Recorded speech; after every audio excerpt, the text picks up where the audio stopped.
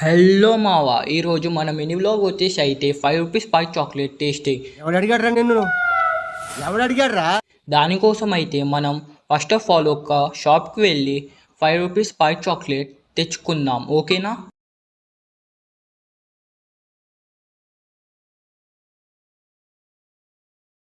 రండి మావా, షాప్కి వెళ్ళొద్దాం. 15 minutes later.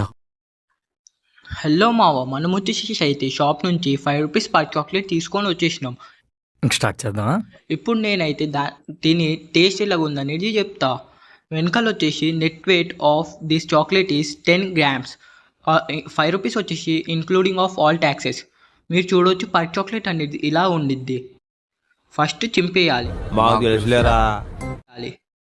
చింపేసిన తర్వాత నేను ఒక చిన్న పీస్ తీసుకొని తిన్నా.